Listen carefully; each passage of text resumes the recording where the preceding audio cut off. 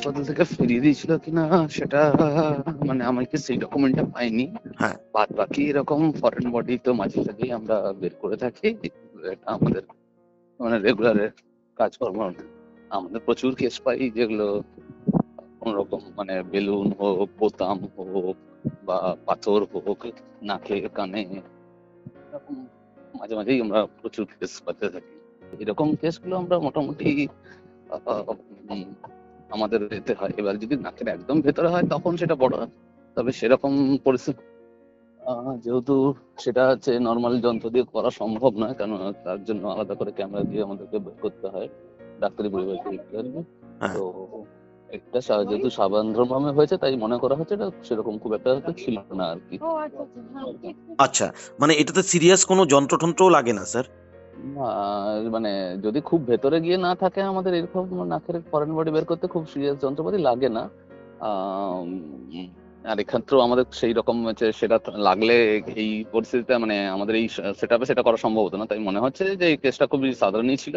হুম। এবারে আপনারা যেটা বলছেন এমজেন থেকে কেন কি ফেরত পাঠিয়েছে সেটা ঠিক বোধগম্য আমার হচ্ছে না। আর এরকম মানে সেটা নিয়ে আমি বলতে পারবো না, এমজেনের ব্যাপারটা ওনাদের লোকেরাই মানে বলতে পারবেন। কালকে সন্ধ্যাবেলা এসে বেলুন ঢুকছিল নাকি পুন্ডিবাড়িতে নিয়ে আসে হাসপাতালে। আচ্ছা। পুন্ডিবাড়ি থেকে রেফার করলো কুচবিহারে। কুচবিহারে ডাক্তারে পারলো, সে কুচবিহারে ডাক্তার দেখানো হয়েছে, পারলো না ডাক্তার বললো। এরপর এরপরে যে এখানে আমার দিদির বাড়ি আছে, বড় দিদির বাড়ি, ওদের সঙ্গে যোগাযোগ করে এখানে আসলাম। কোথায় আসছেন? জলডাঙ্গা। জলডাঙ্গা, হ্যাঁ। আচ্ছা, এখন কি পরিস্থিতি আছে আপনার বাচ্চা? এখন ভালোই আছে, সুস্থ। বেলুনটা কি বের হয়েছে? হ্যাঁ হ্যাঁ, কত বড় বেলুন ছিল মোটামুটি? এতটুকু।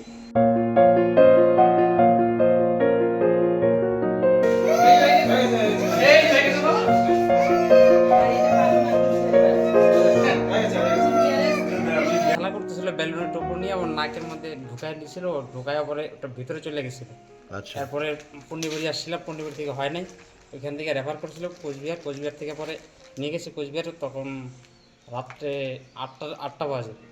ওখানে 2 ঘন্টা বসেছিলাম। পরে 2 ঘন্টা পরে ডাক্তার আসলো, আসা দেখলো, ওটা বললো বের করা যাবে না, এখানে যন্ত্র নেই, তোমরা অন্য কোথাও নিয়ে যাও। তারপর কোথায় নিয়ে আসলেন?